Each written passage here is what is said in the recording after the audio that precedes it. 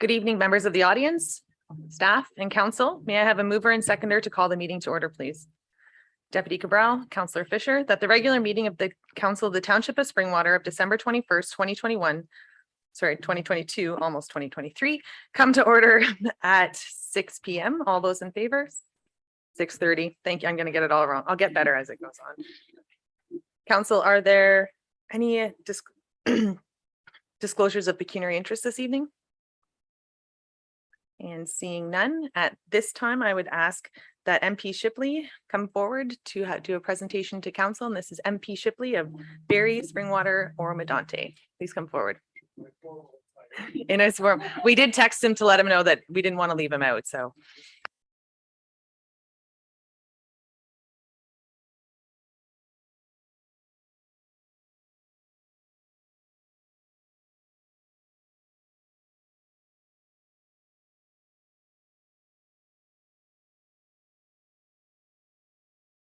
Obliged by it, and your mayor has a certain way with words, and here I am tonight in my Christmas finest. I hadn't worn it yet this year, your worship, so I'm glad I could dig it out. I just had this for special events, and this one's definitely a special event. So thank you for having me here today. And it's nice actually to see, all kidding aside, that everybody's getting into the festive season, having a little bit of fun, because that's really what it's all about. Council meetings can sometimes not always be the most fun. So yeah, it's nice to see you're having a little fun tonight and working together as a good group. So thank you for having me here and allowing me to be here tonight to say hello. I do apologize.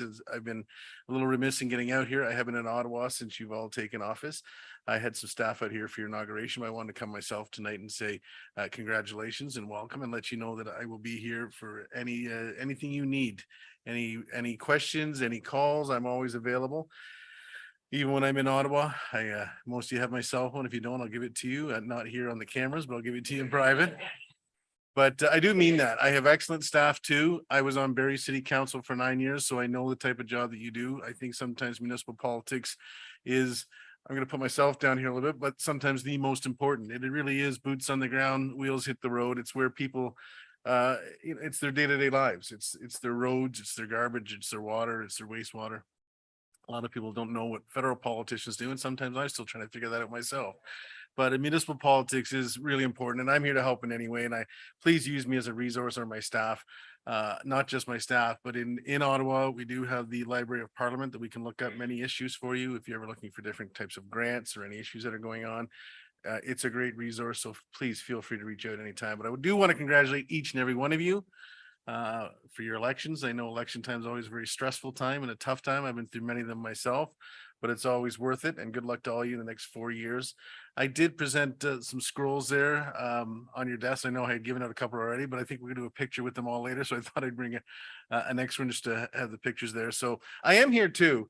So if you did have any questions, you've got a hot mic here now with the MP. If you don't, that's fine too. But if you did have any questions or anything you'd want me to take back to Ottawa and look into, I definitely can. Or if you just want to proceed to having a nice Christmas picture done in our great Christmas regalia, hopefully we can do one in suits and ties at another date, maybe look a little more formal.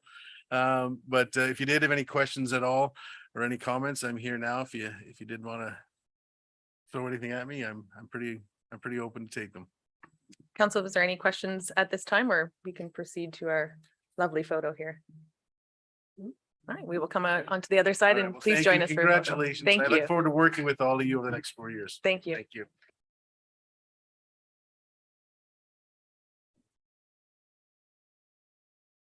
Yeah, probably nice if you want.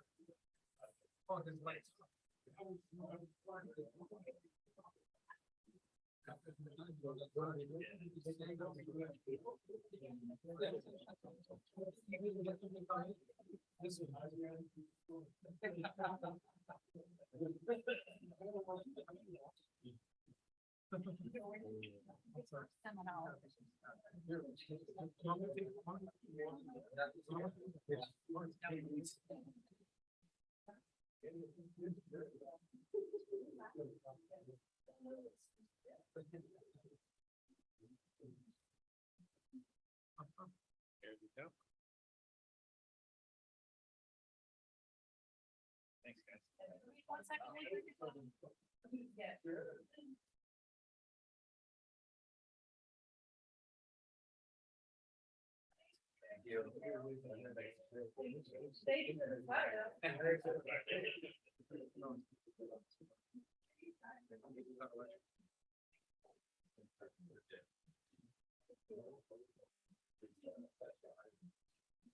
And if it's okay with your worship and council, I have not been home a lot in 6 weeks.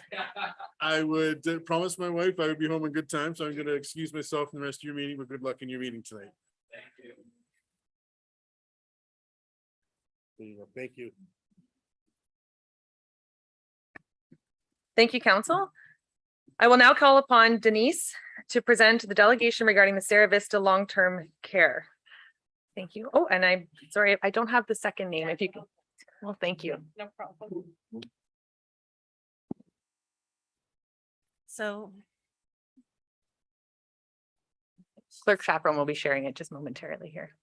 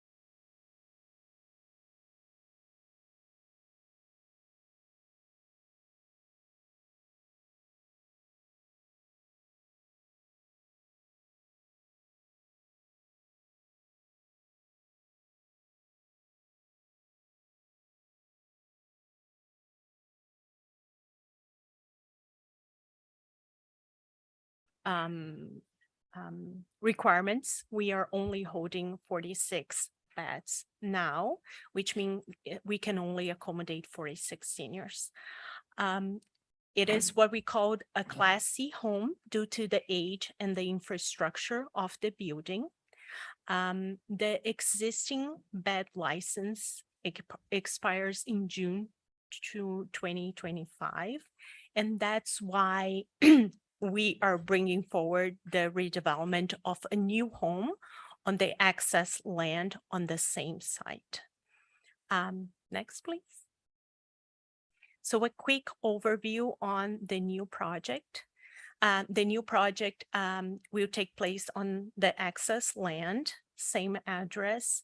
Our proposal is for 126 beds, which will accommodate probably almost 3 times what the existing home now accommodates. So this is a great opportunity for also relieve some of the wait list time for some of the seniors in the community around. The new home will generate probably 60 to 80 new job opportunities between part-time and full-time, and also will generate temporary jobs during the construction period, which is 24 months approximately. Next slide, please. Yeah, so I brought a few pictures from the redevelopment we did in London, which is the design is pretty similar.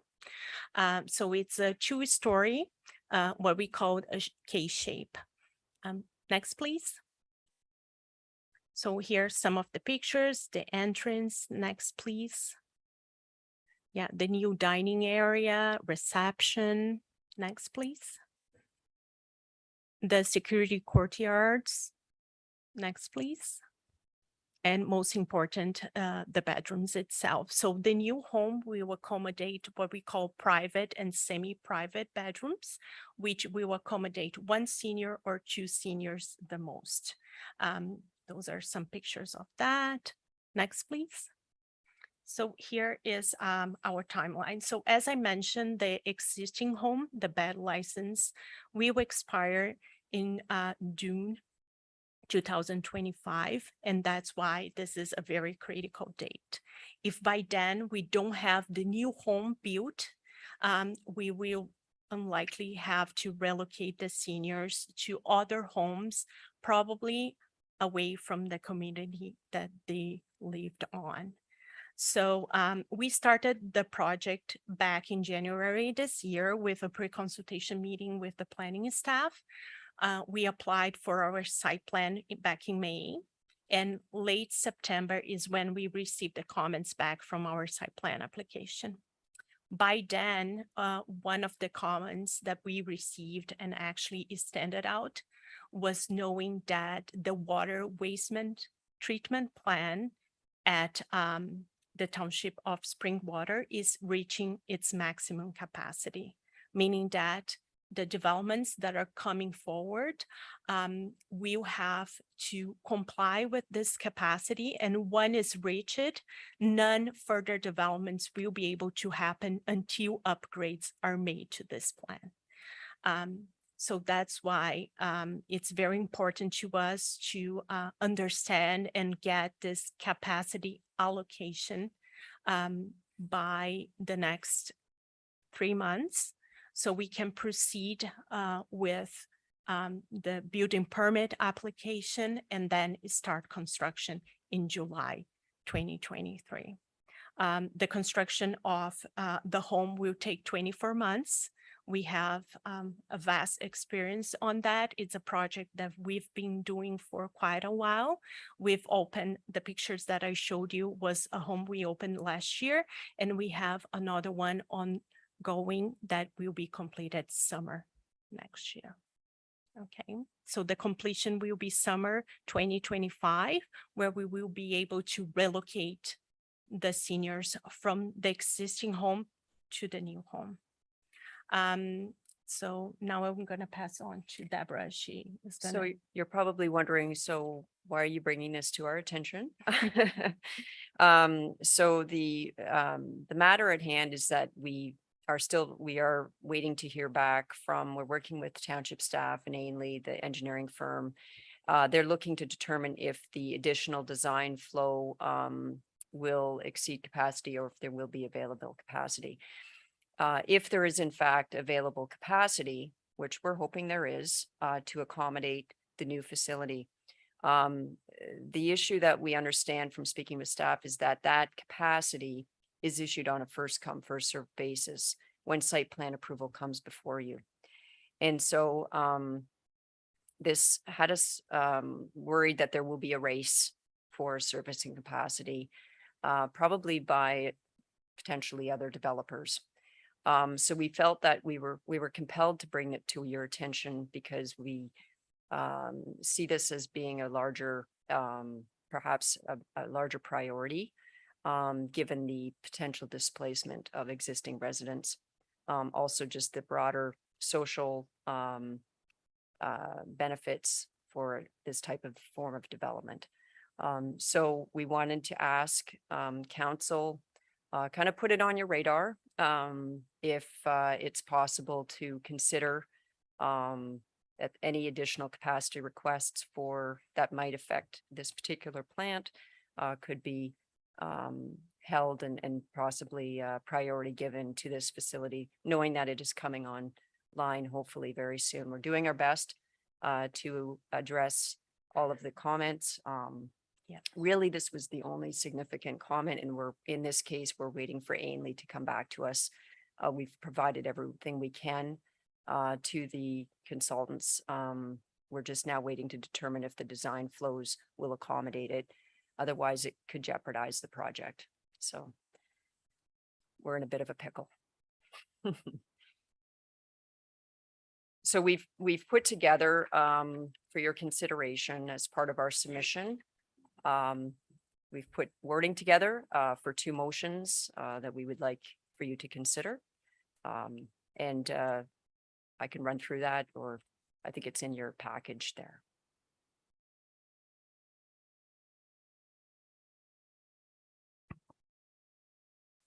And it does show one more slide, but I believe that's just says questions. Yeah. So Yeah. that's great. You still do have another minute and a half if you wanted to utilize it, but at this time I can turn to council to see if there are any questions of members Yeah. of council. Councillor Moore. Thank you, Mayor Coghlan. So I wanted to ask Director Spagnol, of course, where we sit as far as the study goes and timeline. If you can help us out a bit. Director Spagnell. Thank you, Mayor Cogman. Through you to Councillor Moore. From a perspective of the site plan application, the delegates are correct. Things are moving quite smoothly as far as the site plan application reviewing the engineering submissions. What staff will have to do is take a look at the developments that are on the books, take a look at the sewer allocation that has been assigned to them, and then come back with a report based on the available sewer allocation and the developments that require allocation, but also take a look at real flows as to what the plant actually needs to determine what the available capacity is. From a timing perspective, staff knows that this request is of importance. And as far as the timelines that have been referenced in the motion, we'll definitely work towards getting a report to council that will provide all the information so that council can base this decision on all the allocation information needed for this particular project. Thank you. Councillor Garwood. Thank you, Mayor Coughlin. This is not a question, it's just more of a comment. I just wanted to thank you both for being here. I think council should absolutely prioritize the servicing capacity in regards to the Sarah Vista property. I know I'm not just speaking for the Elmvale community, but I know this Sarah Vista home is incredibly important to Springwater as a whole. So thank you both for the work that you do. Thank you. Thank you. Councillor, are there any other questions? Just on the understanding that there's capacity within Sarah Vista right now, there's a ward room where there's sometimes more than 2 people in there, and that the new facility only offers 1 to 2 people in the room. And I'm just curious then, local families often are used to paying a certain amount to have their loved ones there. Will there be a cost implication No. to the residents? No, there will be no cost implications to the existing seniors. They will be relocated and still paying the same amount. There will be no charge for them. Wonderful, thank you. Councillor Garwood. Thank you, Mayor Coughlin. And apologies if this was already mentioned or discussed earlier on, but what would be the plan for the current building, the current facility that is being utilized? Would it be kept by yourselves, or would it be utilized or sold off in another fashion?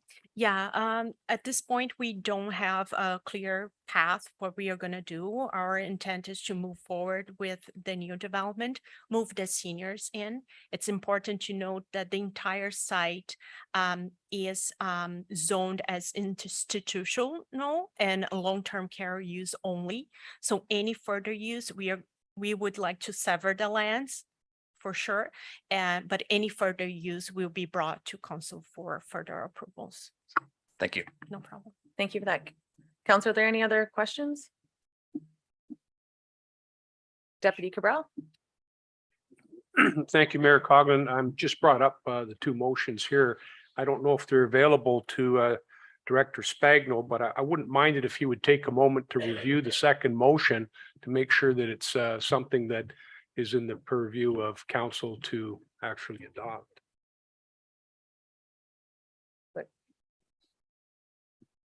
Clerk Ainsworth. Director Spagnell. Thank you, Mayor Colligan, through to Deputy Mayor Cabral.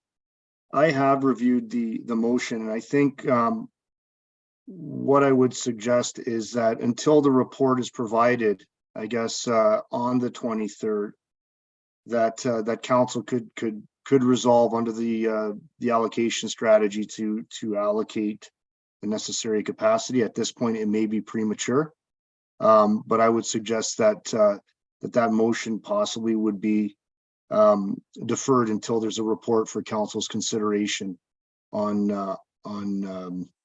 the meeting dates in January. And I'm speaking to motion 2, specifically B. Thank you, Director Spagnell. And the clarification that the two parts, sorry. No, just wanted to let these fine folks know that I'm certainly not opposed to it. I'd love to support it. I just want to make sure that we're in a position to do something at the proper way at the proper time. So Makes- I hope makes you sense. understand that it's not that I'm against it in any way, shape or form. Thank you. Don't worry. Okay, council. May I have a mover and seconder to receive the delegation? Deputy Cabral, Councillor Garwood. That the delegation from Rivera Incorporated regarding Sarah Vista long-term care redevelopment be received. All those in favor? Oh, not yet. Clerk Ainsworth. Thank you. I believe that Councillor Garwood does have an amendment to this motion. Councillor Garwood. Thank you, Mayor Coughlin. Yes, and further to that, I would like to present an amendment as outlined in the proposal on slide 13 and request that the motion recommended proceed. Clerk Ainsworth, anything additional? Sorry. You just need a seconder for that. A seconder would thank you, Councillor Thompson, to get it on the floor to discuss. And for clarification, Councillor Garwood, the two that are available, we just heard from Director Spagnell, so it would be the first part of that where we're directing staff to come back with the report. Thank you. And all right, so we're going to vote on the amendment first, which is adding the first motion to that. Clerk Ainsworth, did you want to read that? Thank you. Just for clarification through to Councillor Garwood, there were 3 different paragraphs. So the first one would be to support in principle the development. The second paragraph is a report back to staff. And then the third paragraph is what I understand is not being included in your amendment. Is that correct? The first 2 paragraphs would be the support in principle and then the direction to staff to report back. Councillor Garwood. Thank you, Mayor Coughlin. Yes, that is correct. Thank you. And that is moved. Oh, and Deputy Cabral.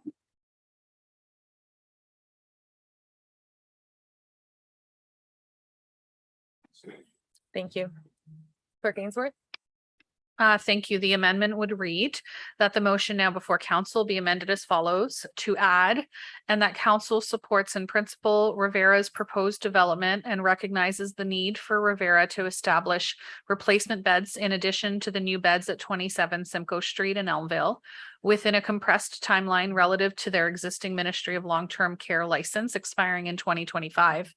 And that staff be directed to report back to council at its next meeting scheduled for January 18, 2023, advising on whether there is available capacity within Elmville, the Elmville wastewater treatment plant to support the proposed development. Councillor Moore. Thank you, Mayor Coughlin. I wonder if I could direct a question or just a comment back to the representative from Rivera. If you could just explain to council how bed allocation works, because I want council to understand how the Elmville residents could or could not be affected, and know that I support this 100%, but I think it's important that they know how that works. Okay, so yeah, so what happens is Rivera apply for the bed allocations with the Ministry of Long-Term Care. Is a long process. We've been through a long time. We received the allocations for the Elmville community at the end of 2021. We renovated the 60 beds that are on the existing facility. If we upgrade the facility or build a new one to bring to the new standards of the Ministry of Long-Term Care. In addition to that, we got additional 68 bed allocated. So this, as I mentioned, it's a long process. It's allocated for that home specifically. It needs to be built in a certain area from the existing home in case of a redevelopment. And Sorry, maybe Follow I on? didn't phrase that Sure. properly. What I mean is, can Elmville residents expect to be given priority for those beds? yes. For the bed allocation to that, because Elmville will be bearing the cost for some of that water and wastewater treatment Mhm. facility especially. And so I just want council to understand how that piece works. completely Thank you. understand. Sorry. So Please proceed. unfortunately, the allocations, the seniors, it's not at Rivera's power. It's completely on the ministry. So the ministry has a waiting list, and usually they work pretty well to prioritize the seniors that are in the community to have the homes. So that's unfortunately out of Rivera's hand. We only receive the allocations directly from the ministry. Yeah. Follow Thank on, you. please. Follow on? So to be clear, that residents in the community are not given priority. They're not at all. So patients are prioritized, or residents are prioritized based on a scoring. And they can come from, as you know, anywhere. So I just want council to understand that that system in and of itself is not based on geography. Okay. Thank you. Counselor Garwood?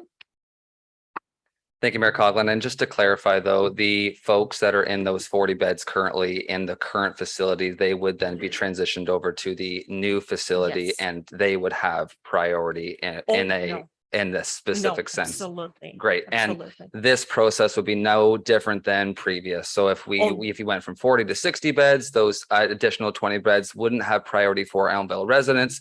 It's just the building is physically located in Elmville. Is that accurate? Exactly. Thank you. That's accurate. Counselor, are there any additional questions at this time? So we are voting on the amendment first. So the amendment was moved by Counselor Garwood, seconded by Counselor Thompson, and read by Clerk Ainsworth. Council, all in favor? That is carried. And now we will be voting on the main motion as amended. And I don't have did I grab a mover and seconder for that? All right, we did that already. So council, all in favor of the main motion as amended? And that has carried. Thank you very much for Thank you joining us very this evening. much. Thank you. Thank you so much.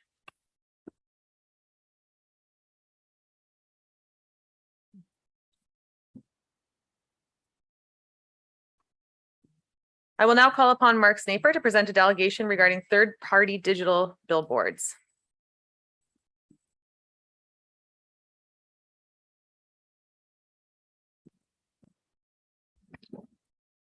Welcome. Thank you for being here.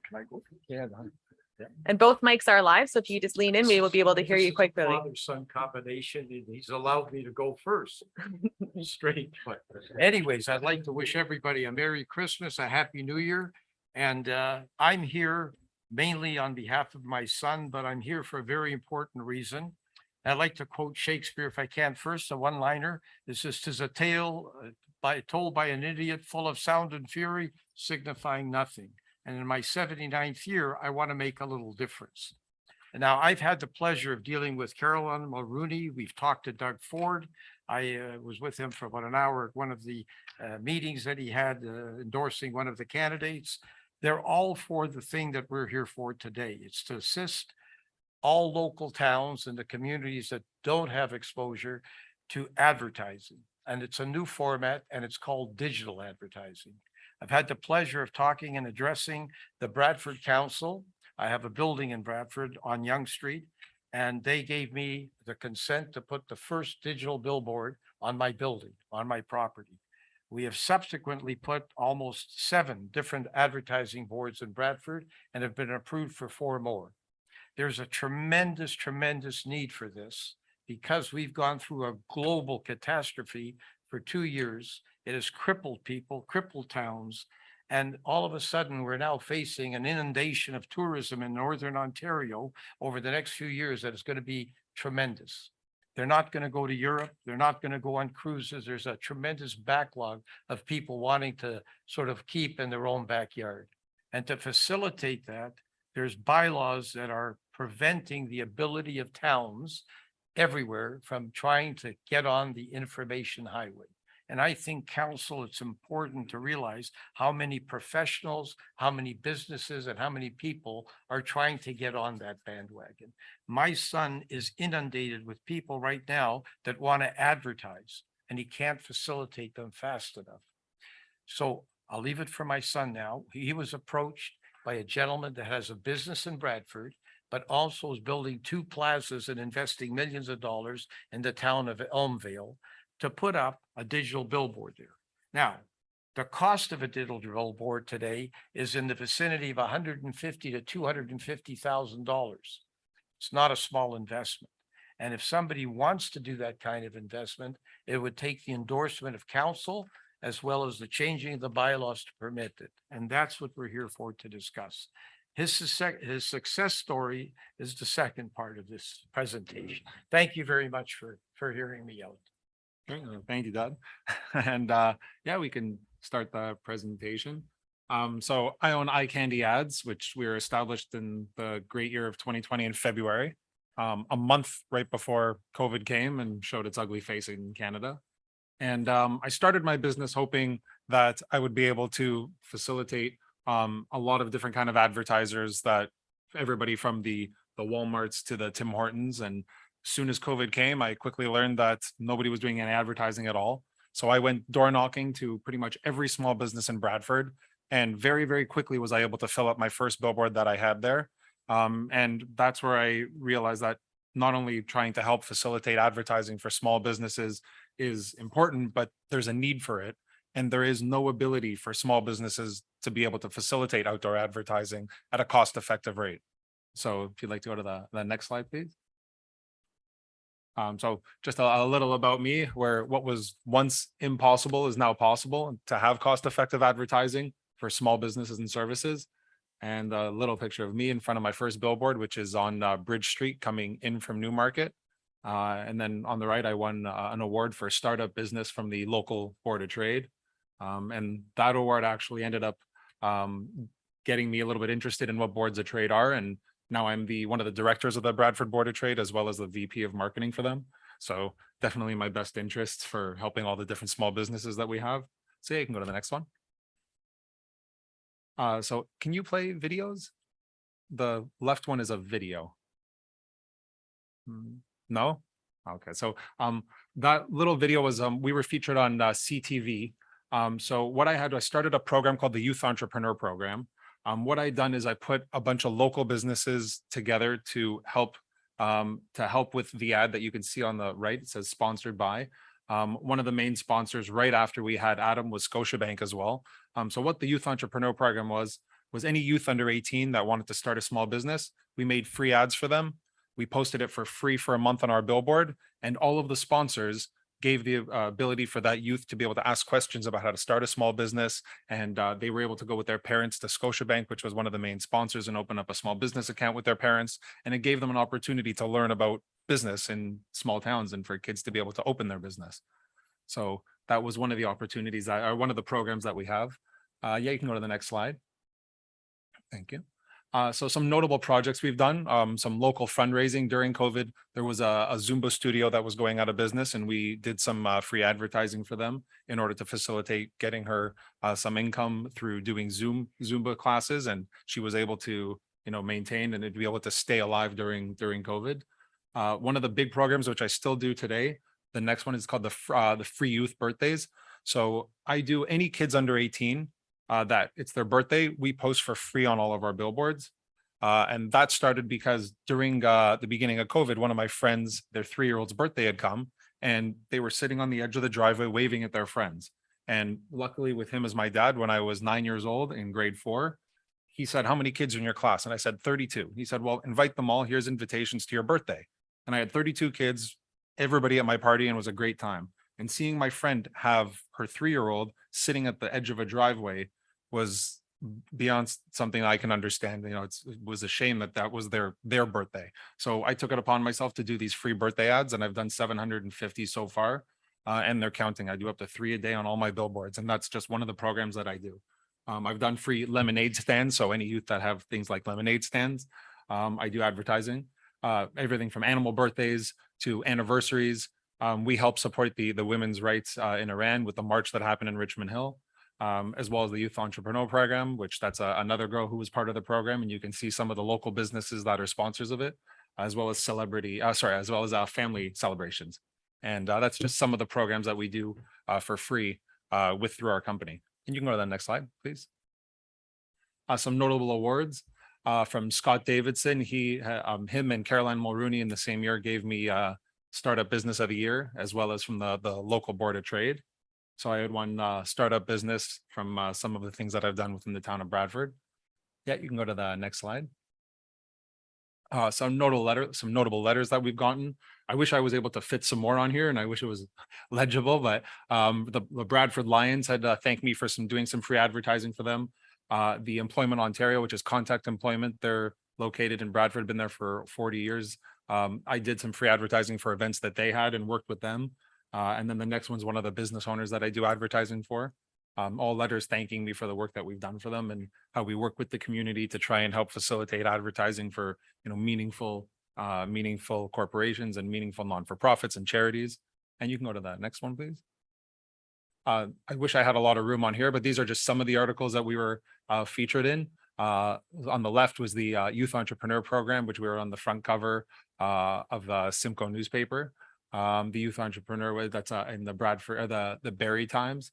The one on the right is CTV. Adam, he was one of our first featured youth entrepreneur, and he was on City TV for it, and was shown how he started a lawn care business, and it blew up. He had to hire his friends to work for him because there was simply not too much work to be done. And just some more from the artwork during COVID. We had an artwork, so any kids that were drawing could send in their artwork, and we featured all their art on the billboard. And then we had prizes that were donated from different local businesses, and all the kids ended up winning something. So a lot of community work that we do. And you can go to the next one, please. You have 2 minutes remaining. Perfect. And here's the notable locations that we have in Bradford. So I've got right in the heart of downtown, which is literally 5 feet from the lot line, is one of my double-sided digital billboards. I've got one on the side of his building, and I have benches throughout the town that help different businesses that are throughout the town. And yeah, you can go to the next one. So we've got 12 plus billboards, 12 plus benches. On a daily basis, some of the billboards have 20 to 30,000 people a day passing them. So on a monthly, when you add it up, it's over 10 million views that small businesses are able to be seen by that many eyes every month. And I use local manufacturers that are Canadian based. So I try to keep everything local. You can go to the next one. So this is where the proposed billboards that I have with a lease with one of my clients who has half a dozen Mucho Burritos, one being in Bradford, who I do his advertising. He's the one who asked me, he said, I own these plaza and a second one coming in Elmville. Would you like to put one up? You can do some cost-effective advertising for my tenants as well as some of the small businesses in Elmville. And I said, absolutely. So this is where one of them is on Yonge Street, which we put an application for third party on the side of his building. And you can go to the next slide.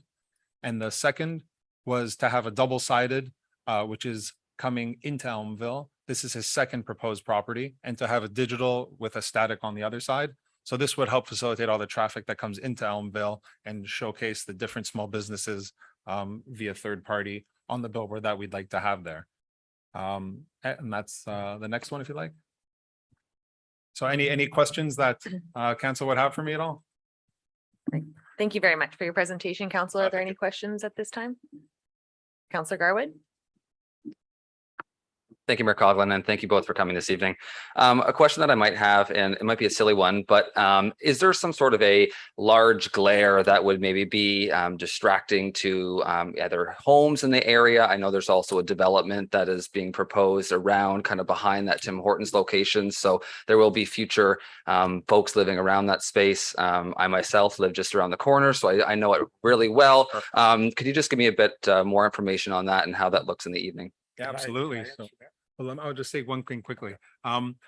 So all of our billboards, actually, I was on the council for writing the new bylaws in Bradford for the sign bylaws. And one of the things that all of my billboards have is something called a light meter.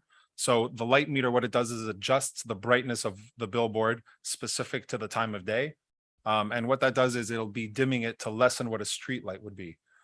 So there would be no distraction, as well as the billboard that we're proposing is in a V shape. So the light faces away from behind the Tim Hortons where you said that you would live.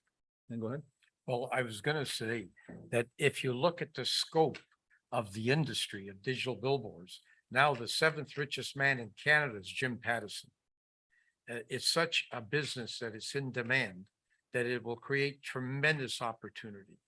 The industry itself knows the problems and they've corrected a lot of it. It's not a small industry. They're exhibited everywhere in the country. I don't know if he has thousands of billboards throughout Canada. He's mostly based in Canada. If this guy was in the United States, he'd be worth in the hundreds of billions. Most people bring that up. Number one, the glare. Number two, distraction. Well, when they were going to put big signs on the 401, the question that everybody announced was these signs overhanging would distract the public driving on the 401. You have no idea how beneficial those signs has been the last 20 years that they've been on the 401. It's not your instrumentation in the car, which is 2 feet away from your eyes. That's distracting. A billboard is 40 feet away. Right now, you're the size of my thumb in this distance. A billboard would be a fingernail based upon it being 20 feet away from you. That's how you measure, your brain measures objects. They've proven many, many times in the industry, it's not a distraction. In fact, the closer a billboard is, the better it functions for the advertiser and for the person driving by. He's not straining to see it. And Thank the industry has proven that many times over and is growing. And so my main question is, whatever objections there might be, the weight of the benefit of having this advertising campaign in Northern Ontario so far outweighs the consequences of trying to do it, that I would ask council to really laboriously look at it, adopt the bylaws that would augment it and further it ahead. It would leave millions of dollars in Ontario to people that are professionals, art galleries, any kind of business you can imagine, because that's what tourists will come to do. They'll look at the billboards to spend their money here to our benefit. The last thing I would say is that when I took economics, mostly 65 years ago, the main thing I remember was that a dollar multiplies if it's put into an economy. And the example is, if I have a dollar and I give it to a bank, I have a dollar and they have a dollar.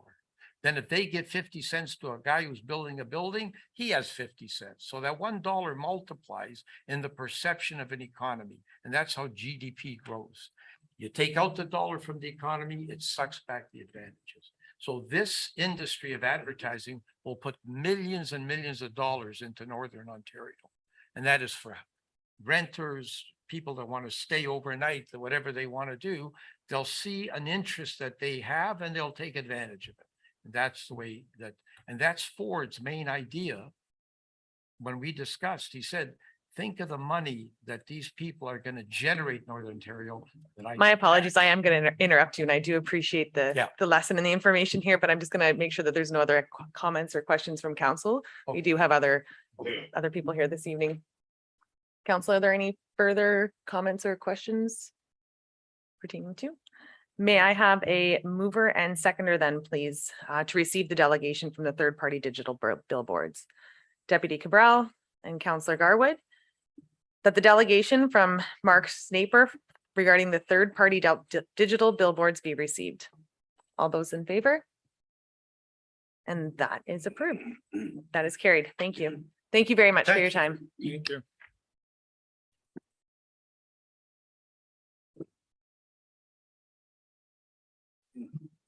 We will now be moving on to question period. There were no questions submitted online, but if there are members of the audience who would like to ask questions, we do provide 2 minutes to those. And seeing none at this time, council, we, with respect for the rest of the gallery, we will be moving item 9.3, which is a notice of motion up now to be dealt with.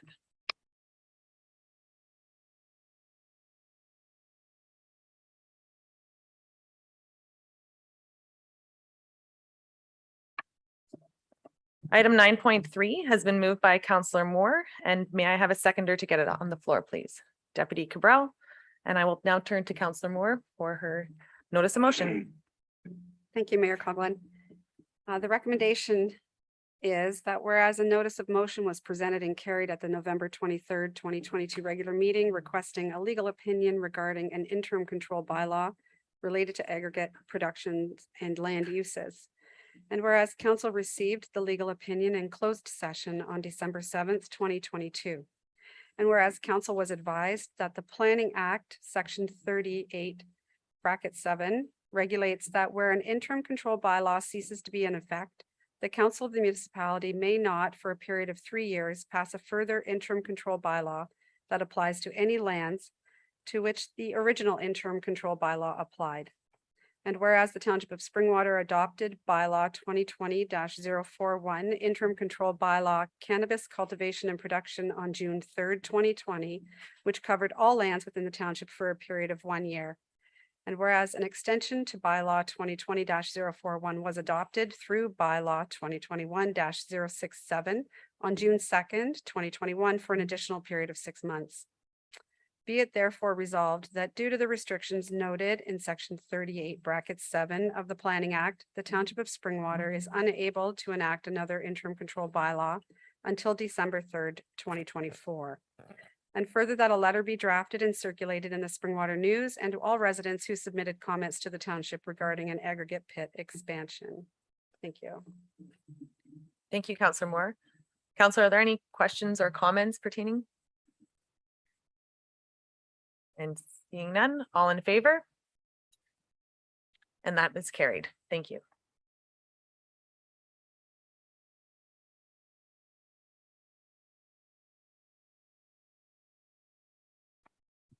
Council, we now move on to minutes. Item number 5. May I have a mover and seconder for the approval of the minutes?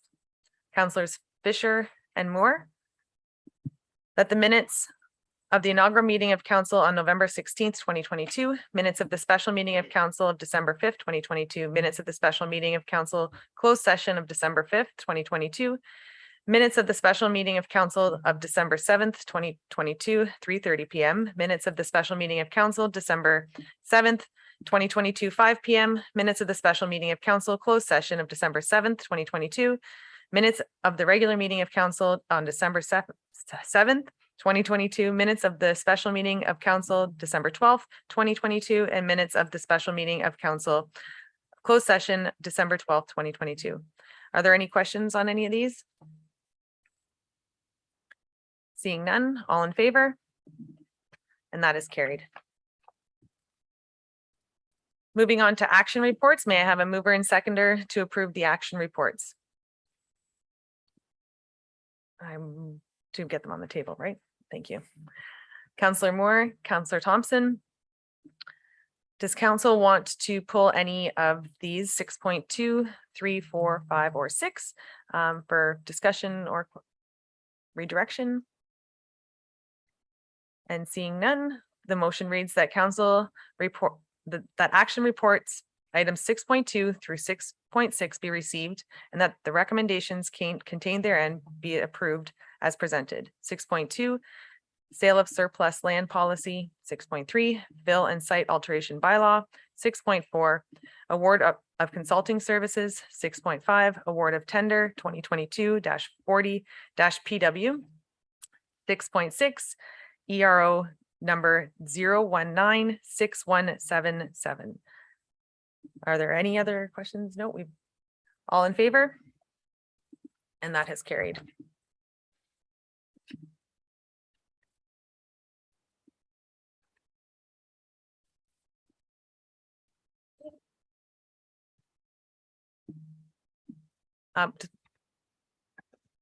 Councillor Moore? Councillor Fisher? Sorry, Mayor, I didn't realize. Do we get to, would I be able to speak to any of these policies? Currently on number 7 or back to? Or number sorry, 6? 6.2. Yeah, we can go back. No problem. Yeah, my apologies. Just one moment.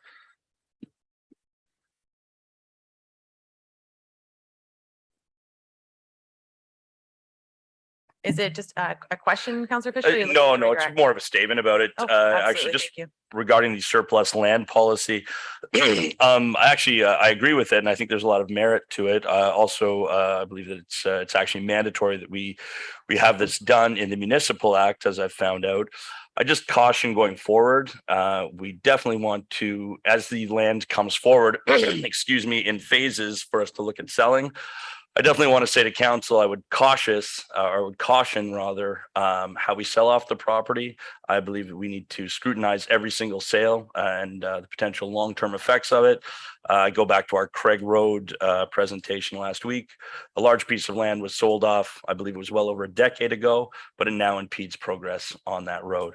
So I just wanted to speak to that in regards to our surplus land policy. Thank you, Councillor Fisher. Yeah. Moving on to we've done that. Information reports. May I have a mover and seconder for the information reports, please? Councillors Garwood and Alexander, that the reports items listed herein be received for information. 1, building service monthly action report. 2, bylaw service monthly activity report. 3, community safety and policy act. Are there any comments or questions on any of these? And seeing none, all those in favor? And that has carried. And we will now move on to our verbal reports, development updates, and I will turn to CAO Schmidt for this.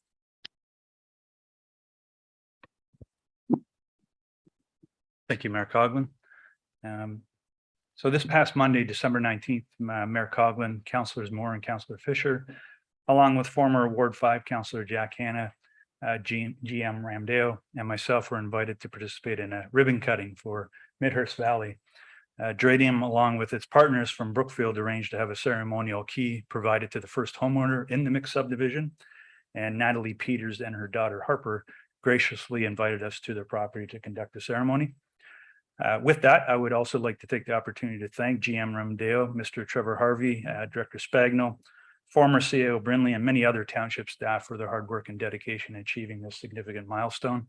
I would also like to take the opportunity to thank Brianna Belcourt and Christine Gillespie for preparing new homeowner packages that were provided to Mrs. Peters and will also be provided to other homeowners in the subdivision. Thank you. Thank you. Moving on to county update, Deputy Mayor Cabral. Thank you, Mayor Coughlin. I guess it would have been the inaugural meeting of County Council did take place. It was nice to meet all the new faces. There were elections held and Basil Clark, the mayor of Ramera Township, was elected warden, and I would like to congratulate our own mayor, Mayor Coughlin, as she was elected as actually acclaimed as deputy warden. Did I say Basil was the mayor? He's the warden, not the mayor. Simcoe County warden, and Mayor Coughlin is the deputy warden for Simcoe County. So that was pretty well the extent of the meeting. Good. Thank you, Deputy Cabral. Are there any municipal updates? Councillor Moore. Oh, thank you, Mayor Coughlin. Council and staff were lucky enough to receive a lovely Christmas card today from Matt Silverthorne, who lives at 77 Manel Drive. And he says, Merry Christmas, Township of Springwater, Mayor and Council, spelled with 2 L's, but a very special Christmas card. I wanted to say thank you very much and much appreciated, and Merry Christmas to you too. Thank you. Councillor Garwood. Thank you, Mayor Coughlin. Just a few things. The first thing I wanted to discuss was the Welcome to Elmvale digital sign that has been recently added to our community, which is very exciting. First of all, wanted to thank the many folks that have been involved in getting that put up in the community. It'll be a great addition as you drive down Yonge Street and enter into Elmvale.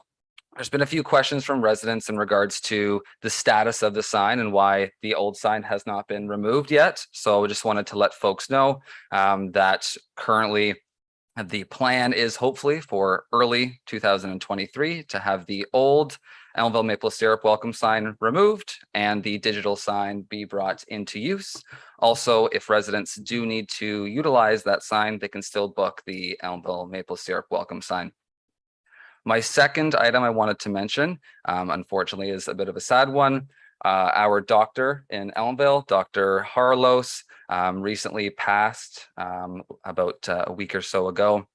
So we're definitely sending our condolences to his family. I would like to if I can during an update, refer to CAO Schmidt and just indicate on an update in regards to our search for a physician for the Elmvale and/or Springwater community. CEO Schmidt. Thank you, Mayor Coughlin, through you to Councillor Garwood. So yes, we have reached out, or I have reached out to our representatives at the Barrie Area Physician Recruitment Team, as well as the Georgian Bay Area Physician Recruitment Team, in which representatives from the Barrie Area Physician Recruitment Team have actually talked to Dr. Harlow's administrative staff and are doing all that they can to try to assist and try to bring or see if there's another doctor in the area that might be able to take on the practice. No guarantees, but they are doing their best to try to resolve this. So thank you. Thank you. Are there any other community updates? Councillor Thompson, I see both of your hands. I just want to thank the Menacing and the Anton Mills Recreation Associations for their volunteerism and for the great work they've done this past couple of weeks to help with our community spirit and with our local charities. A job well done. And just remind everybody that Santa is coming with the volunteer firefighters on Saturday night to put our kids to bed, and would like to wish everybody a very Merry Christmas and a happy and prosperous New Year. Anything further? So at this point, I think that Clerk Ainsworth has a very special presentation for council. For those listening or watching this evening, members of council have challenged each other to an ugly sweater competition. And Councillor Thompson took it upon himself to actually get a trophy for this. And to keep it partisan, he has appointed, or we have appointed, Clerk Chaperone, Clerk Ainsworth. Why is it so hard for me? Stop getting married. And at this point, we will ask that Clerk Ainsworth announce the winner of the ugly sweater competition. Do you want a drum roll? This was a very, very hard decision. There are some great sweaters around the table. Oh, we could ask if there's a member of the audience that would like to choose. A young person maybe sitting in the front row, if they would like to choose their favorite sweater.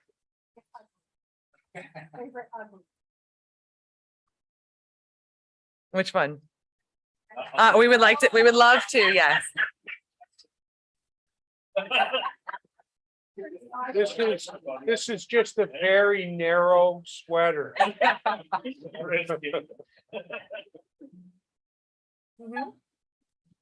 You want to tell me who it is here? Maybe you can present this trophy. Oh, I won't. Remember our cameras. Would you like to think? Would you like to present? We're not. You can just tell me when we're on.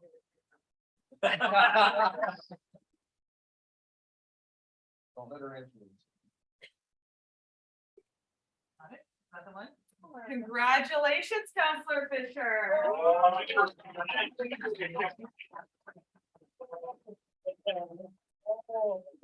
Here's.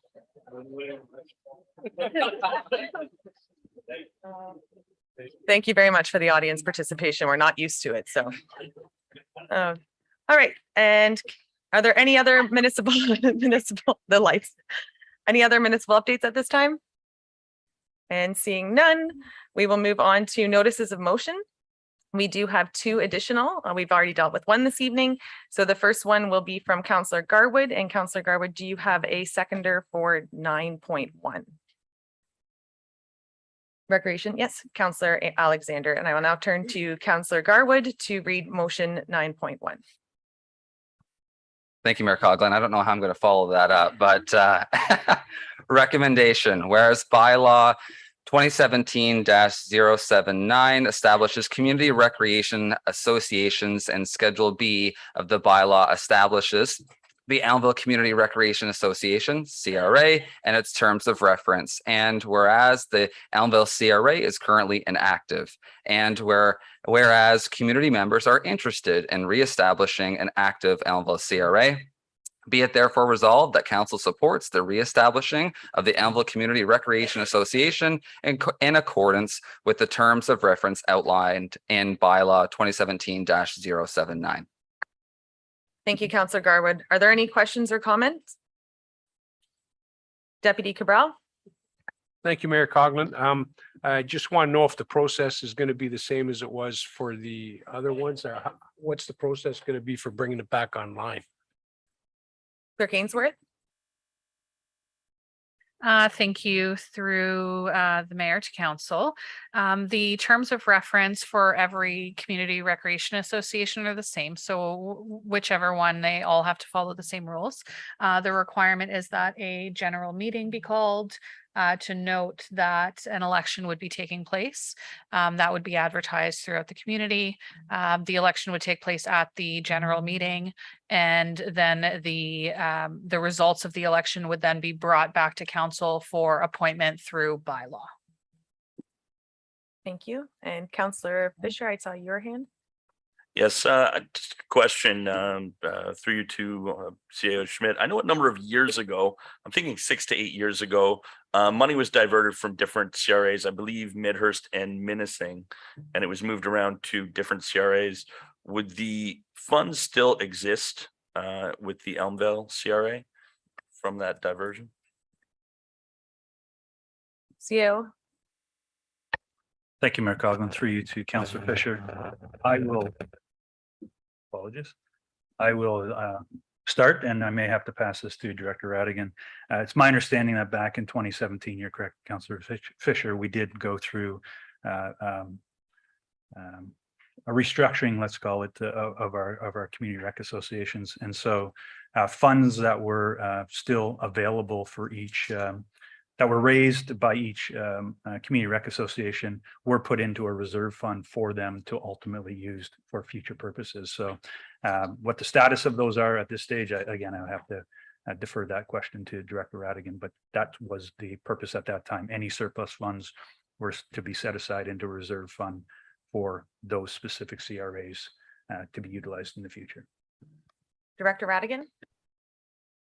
Thank you, Mayor Coughlin. And through you to, I'm sorry, I totally forget who asked this question. We are still maintaining the reserve. Unfortunately, I do not have the balance, the updated balance, and I cannot confirm at the moment if there is a balance specifically for Elmville, but I can definitely update Councillor at a future meeting or provide a CIP. Thank you. Counselor, are there any more questions or comments? Counselor Garwood? Thank you, Mayor Coughlin. Really more just a comment. I do want to mention that while on the campaign trail this summer, this was something that many residents brought forth. And since this term started, I've had quite a few reach out eagerly interested and excited about jumping into a CRA. Councillor Alexander has graciously offered during her time with the Phelpson CRA to support us and help us as we jump into this new endeavor. So we're quite excited about it. Thank you. Fantastic. All right, Council, all those in favor? And that has carried.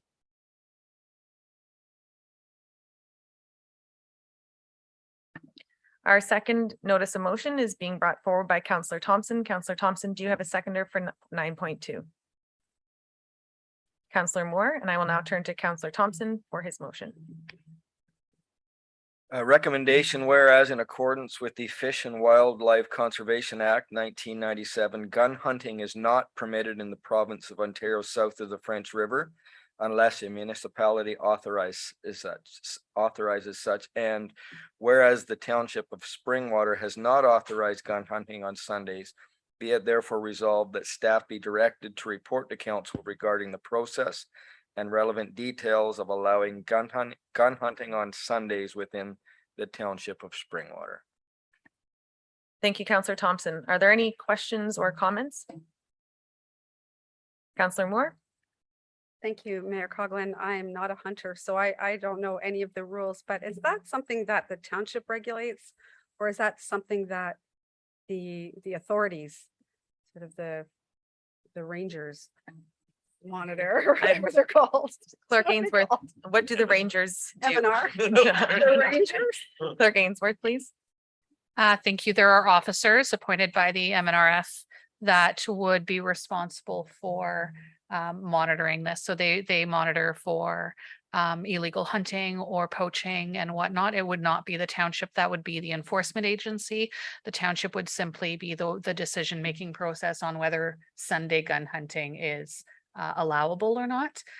Once the township makes that decision, depending on the process that is needed, which I'm not too certain of at this moment, the request is then forwarded to the MNRF and they make the decision through a legislative change once a year and then provide notification whether the request was approved or denied. Councillor Alexander? Thank you. I'm not sure if this would be to CAO Schmidt or anyone else or Councillor Thompson, if he knows the answer. What is the reasoning behind not allowing gun hunting on a Sunday? I see a lot of head shaking, so I'll give this one to Councillor Thompson. My Mr. Ranger. hand was up there. I was approached by a resident during campaigning and was asked if we would consider this. Currently, if you want to, you can Google a map. There's a map that shows which townships do allow hunting on Sundays and which don't. Currently, you can hunt on Sundays, gun hunt in Clearview, Essa, Tiny, and Tay. So it's allowed all around us. And not being a hunter myself, it doesn't affect me, but I wanted to support this resident, and that's why I'm bringing it forward. Councillor, are there any further questions? Deputy Cabral? Thank you, Mayor Coughlin. I'm just curious. I know that I believe hunting is permitted on the forest lands. I could be wrong. Maybe CAO Schmidt can correct me on that, but would Simcoe County also be in a position to address this as well on their own property, or this would definitely be a township bylaw change? And if Councillor Thompson can answer it, that's fine too. My understanding, it's a township. Councillor bylaw. Thompson, go ahead, please. Sorry. My understanding, it's a township bylaw change, and currently we can bow hunt on Sunday. It's just we can't. It's apparently something to do with the sound, the gun hunt, and we do have a gun range in our township that is allowed to shoot on Sundays. I know because I was startled when I was out canvassing and heard all the gunshots going off. And so again, this was a resident brought this up to me that is a hunter and felt that since all the surrounding townships can, that he would like to as well. Thank you, Council. And if there is nothing further, all those in favor? And that is carried.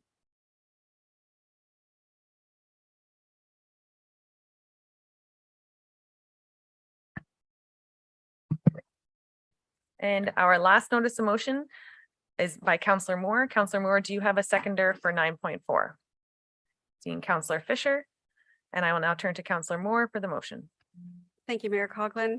The recommendation is that staff be directed to report to council on short-term rentals with the eventual creation of a policy or a bylaw with the research to include bylaws of neighboring municipalities, case studies and or examples of the variety of short-term rental options out there, to include things like Airbnb, weekend rentals versus week-long rentals versus time limits, etc. Councillor, are there any questions or comments at this time? Councillor Fisher?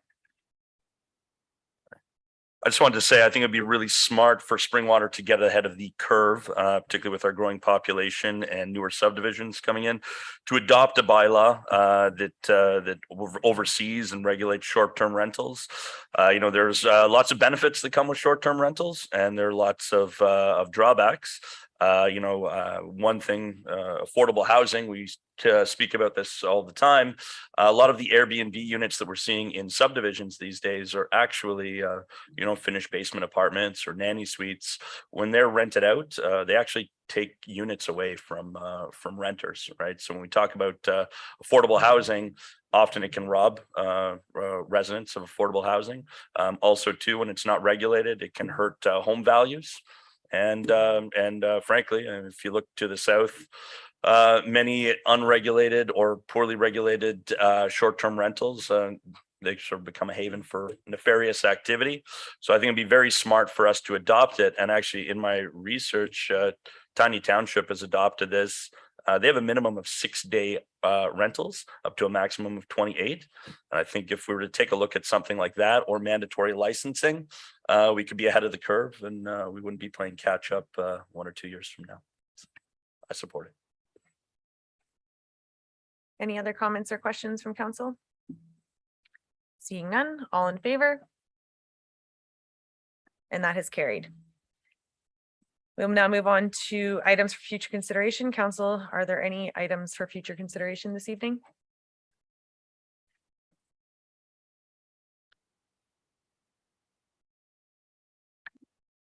Right.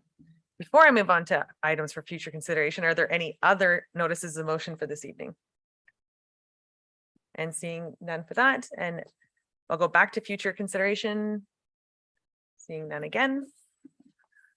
We will then move on to the bylaws. May I have a mover and a seconder for approval of the bylaws? Councillors Garwood and Moore. That the bylaws listed herein be signed and sealed by the mayor and clerk. 2022-103, appoint alternate county councillor. 2022-104, sale of surplus land policy. 2022-105, bill and site alteration bylaw. All those in favor? That is carried. May I have a mover and seconder for the confirmation bylaw? Deputy Cabral, Councillor Moore. That bylaw 2022-106 to confirm and adopt the proceedings of council in the regular meeting held on December 21st, 2022, listed here and be signed and sealed by the mayor and clerk. All those in favor? That is carried. And may I have a mover and seconder to adjourn the meeting, please? Councillor Alexander and Thompson, that the regular meeting of the Township of Springwater does now adjourn at 7:41 PM to meet again in the regular meeting on January 18th, 2023 at 6:30 PM. All those in favor? And that is carried. Merry Christmas, and we'll see you in the new year.